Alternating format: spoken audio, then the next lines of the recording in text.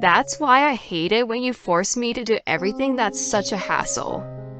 If you're not going to be cooperative, you should be the one to take care of your mother. Just shut up and take care of her. If you don't like it, and if you're going to refuse, we'll get a divorce. These words completely severed the relationship between my husband Lars and I, in which our relationship has been on thin ice. I can't be with this man anymore. Fine, I understand. Then let's just get a divorce. Excuse me? Wait, what are you talking about? When you have no money, no job, and no house, you're asking for divorce? How? Don't you worry about me. I'll go get the divorce papers as soon as I can. Hey, wait a minute. You can't be serious, right? My name is Megan. I am 32 years old, and I am a housewife. I have been married to my husband, Lars, for 4 years now. We were originally colleagues working for the same company, but when we got married, I left the company to become a full-time housewife. My parents divorced when I was very young, and my mother took custody of me and raised me as a single mother. But my husband did not care about that at all, and took very good care of me. My husband was 2 years older than me and was working in the upper management, so his salary was stable. I think we had a really nice honeymoon when we first got married. I had always had a strong desire to get married, and since my parents were divorced, I longed to be in a normal married life. Maybe that's why I became a full-time housewife. I concentrated on house chores and supporting my husband, who earned money and provided for the family, and I thought that was my happiness. Although my husband was sometimes a bit of a bossy husband, I was happy in my own way. Recently, however, my husband started talking about something really surprising. Can I talk to you for a minute? How? Well, what's wrong? My mother wants to live with us. What? It's been 2 years since my father passed away, right? It's getting hard for her to live alone. My mother's 65 years old now, and she has some chronic illnesses. That's why I'd like to take care of her. I was surprised at this unexpected proposal. My mother-in-law Debbie, who has been living alone since my father-in-law passed away, says she wanted to live together with us. You know, my mother is getting weak in the legs. Always being home alone is inconvenient, and it makes me a little anxious about many things. Apparently, my husband wants to live with his mother too. I knew about her chronic illness, and I was concerned about her, but I had no idea that she would actually suggest to move in with us. I had my doubts, but my husband has strongly requested it many times, so I decided to welcome Debbie into our house. When we decided to move in together, my mother-in-law sold the house she had been living in and came to the apartment where we were living, as if she had been preparing for the move. This is how my life with Debbie began. I did not have a bad impression of Debbie. I did not visit her at her place often, but she was kind to me when I went to visit her during Thanksgivings and New Year's holidays. So, I thought there would be no problem if I started living with her. However, when it came time to move in together, Debbie began to show her true nature, which she had never shown before. Megan, can you lend me some money? Huh? Why? I'm going out to the cafe with a friend. I don't have a job, so I don't have enough money at the moment, you know. But you do get pension, right? Besides, you have your husband's inheritance and money from selling your house that you had, don't you? I beg your pardon? What? Are you implying that I shouldn't go out and see my friends? No, it's not like that. But the bag that you wanted the other day, we just paid for it out of our expenses, didn't we? How stingy are you? It's fine to at least pay for the cafe. I'm going to tell Lars about this. You're a housewife in the first place, so it's Lars who's actually paying for it anyways. That's true.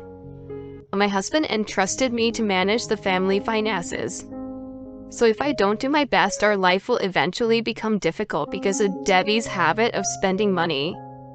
And since your legs are getting weaker, I think it would be better if you didn't go out so much. You're always making excuses, ha. You really are an inflexible woman. Saying this, Debbie angrily went back to her room. No matter how angry my mother-in-law may be with me, this thing is non-negotiable. But it looks like Debbie convinced my husband. Hey, Megan, what did you say to my mother? Huh? I heard from my mother that you were trying to forbid her from going out with her friends and lock her up in this house. What the? I didn't do that.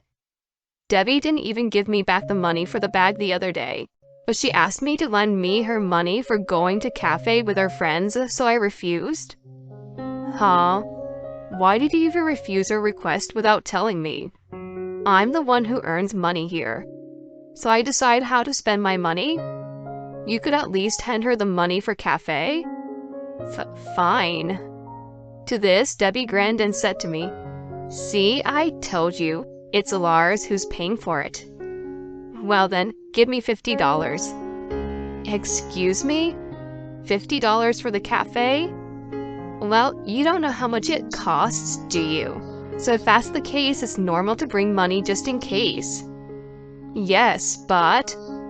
Just give her $50. God, I really didn't think that you were such a difficult wife. Huh? So it's all my fault then? Lars spoils his own mother too much. Wow, Lars, you must be having a really difficult time. All right, I'll step up here and educate Megan about being a wife. What? Mother, really? That would be great. It's for you, Lars. Of course I do that. Who do they think they are? I came to know not only Debbie's true nature, but also that my husband was a mama's boy. Having received permission from my husband, Debbie got carried away and began to behave more and more terrible towards me. She complained that my cooking was bad and tasteless. She complained that the vacuum cleaner was too noisy. She complained about the timing of my laundry, and she complained about my house chores. I am sure she doesn't like anything I do. Furthermore, it seems to feel like she is always acting like the guest of the house and never helps me with the house chores. I would appreciate it if she would do things like hang the laundry or wash the dishes, but no matter how much I asked her to do so, she always insists, don't abuse an old person like me who has chronic illnesses. No matter how much I tried to talk to her, she would eventually ask my husband for help and treat me like I was the bad guy. In the end, my husband gets angry with me and I end up feeling terrible. I guess this is exactly what being bullied by a mother-in-law must mean. Debbie's attitude is as bad as ever, and my husband takes Debbie's comments to heart and treats me like I'm a bad wife. If you annoy my mother too much, I'll kick you out of the house. He would even say such things like that. Debbie always smiles when she sees me getting yelled at by my husband. What in the world have I done? If I had been mean to Debbie, I would understand. But I do my house chores, manage the finances, feed my husband and mother-in-law well-balanced meals, and treat them normally. And yet, I can't stand the fact that they are so mean to me just because I am Debbie's daughter-in-law. I found myself in this situation for about 6 months. The stress from Debbie bullying me built up, and I finally developed a stomach ulcer. Initially, I was treated at a local clinic, but I needed to be hospitalized and was referred to a large hospital in town, where I was admitted. When my mom found out that I was hospitalized, she came to visit me every day, even though she lived far away from the hospital. As a result of the days I spent not feeling alive, I got sick and had to be hospitalized. I was quite depressed, but my mother's daily visits helped to heal my heart little by little. On the other hand, my husband and Debbie did not come to visit me. I ended up being in the hospital for 2 months, and during that time, they came to visit me only once. When I told them how long I was going to be in the hospital, my husband said, "What? You won't be home for that long? Wow, you really are useless, huh?" And Debbie would also say, "You don't have the guts. I'm in much worse shape than you. What do these people think I am?" When my mother came to visit me afterwards, they would quickly leave. Seeing them leave without saying any proper greeting, I was disappointed not only in Debbie, but also in my husband. Just the thought of having to live with those people again after leaving the hospital was horrifying. Perhaps the reason I was in the hospital for so long was because I was thinking about that. Later, I was finally discharged from the hospital. When I called my husband, he said he understood and came to pick me up by car. I was thinking that he still had this kindness in him. And when he saw me as he picked me up, he said, "It was really difficult while you were gone, you know." When I asked him what he meant, he said that even in front of my husband, Debbie made him do everything, saying things like, "I can't cook today because my leg hurts," or "I need to take a break, so do the cleaning and laundry."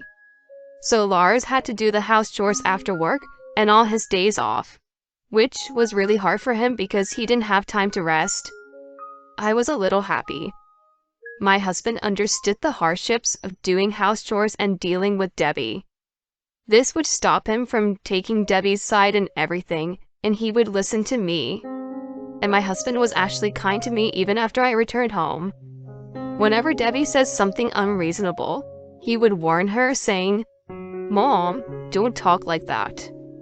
Debbie looked frustrated and reluctantly did as my husband said. It was really hard for me when I had to be hospitalized because I felt I had reached my limit in terms of being treated like that by Debbie. But I am glad that things have changed in this way. I wish my husband would have changed without me having to be hospitalized, though. But then, the situation changed again.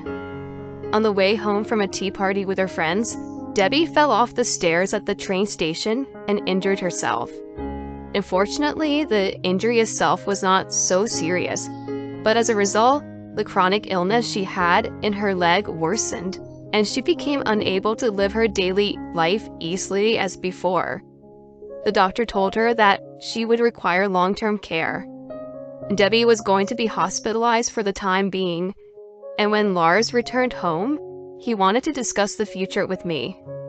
At that time, I thought that my husband would cooperate with me and take care of Debbie together. But what my husband would say was unbelievable and not so nice. "I'll leave it to you to look after my mother." Excuse me? You're the one who stays at home during the day all the time, and it would be better if a woman did it, wouldn't it? Now wait a minute. Why is it decided that I would be the only one looking after her? You should be the one taking care of her at night or on your days off. I'll be tired and exhausted from working.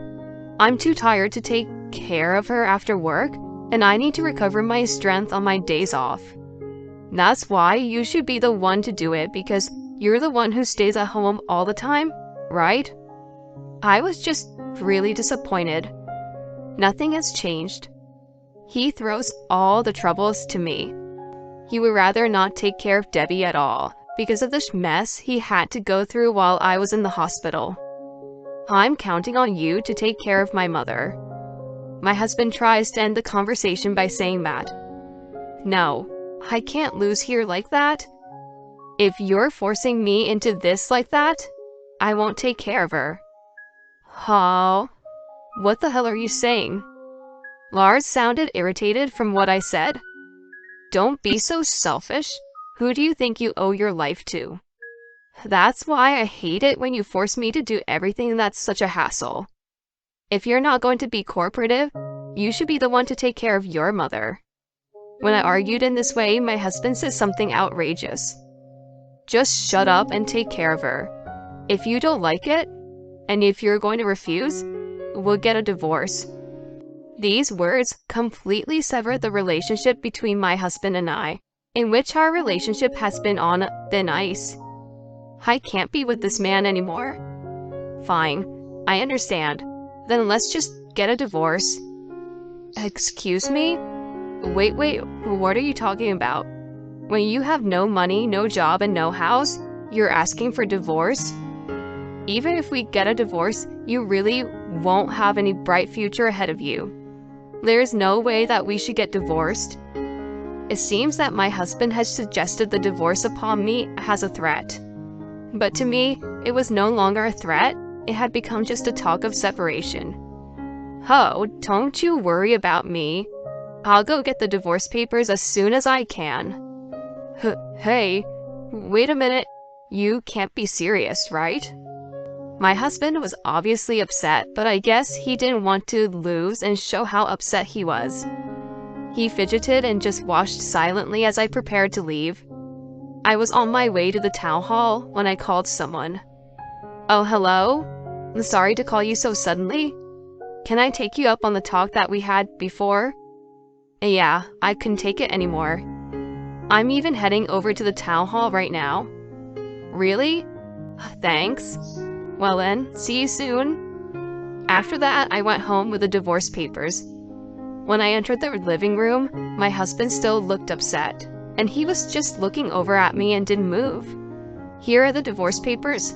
Just sign these. Are you sure about this? What? So you had no intention of getting a divorce, but you say things like we get a divorce? You're so lame and stupid. When I provoked him, my husband's face turned red, and he got angry. Fine. If you're fine with it, then sure. Let's just get on with it. I thought I could reconsider about divorce, but we're done for. I'm divorcing you. Whatever. Just shut up and sign here.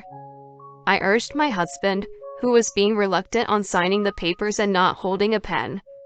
He sat down on a chair loudly and signed the divorce papers. There, you sure about this, huh? I ignored these words and signed my part. Okay, well then, I'll submit the papers. Then I started packing up my stuff. While I was packing up my stuff, my husband was there just fidgeting around, not knowing what to do. I guess he wants me to stop the divorce, but I've reached my limit. I packed my things without worrying about my husband and loaded them into my mother's car, which arrived a few minutes later. Well, good luck taking care of Debbie. I said this to my husband for the last time and left the house. My husband seemed to want to say something. I laughed in the elevator, remembering my husband's facial expression, which was in a shock. I immediately filed the divorce papers, and my divorce from my husband was successfully finalized. Then, about 2 months later, I received a phone call from an unknown number. I thought it might be a work-related call, so I answered anyway. What the heck do you want from me? Hey, Megan, when will you come back here? Huh? What the heck are you saying? We got divorced, you know? And now we're strangers, you know? Oh, don't say that, and please, just come back. You've been a full-time housewife when you were with me, so you're only working part-time jobs, right? Even if your mother lived with you, it would be hard for you to make ends meet, even if you both worked part-time jobs, since it's just you and your mother. I mean, you shouldn't even be worrying about me like that since we're divorced. Please, Megan, please, come back. Not only am I taking care of my mother with her leg injury, but she's also got dementia. And she's throwing tantrums all the time, and the house is a mess. Let's start over with our married life like the old days, where I earned a decent amount and you take care of the house. I couldn't help but laugh. You just want to have it easy for yourself, huh? I'm sorry to say this, but I'm working hard at my friend's company as a full-time employee at the moment. What? My friend knew about my Spanish skills, and now I'm in charge of dealing with an overseas Spanish company. So, the salary is pretty good. If your salary hasn't changed, I probably earn more than you now. No way. So, I'm not in need of a place to live, money, job, or anything else. In fact, I'm super happy to be free from you and Debbie. So don't contact me anymore. If you try to contact me, even if I change my number, I will call the police immediately. Oh, hey, wait. Before my husband could say anything, I hung up the phone. I heard from a former colleague of mine who still works at the same place as my ex-husband that my ex-husband was demoted because he can rest his body and mind at home because of taking care of Debbie and kept making mistakes at work. However, the cost of caring for Debbie is very expensive, so he is still in a difficult situation, and his income has been reduced, which makes it even more difficult. Well, he got what he deserved. On the other hand, I have steadily built up my career, and my income has increased.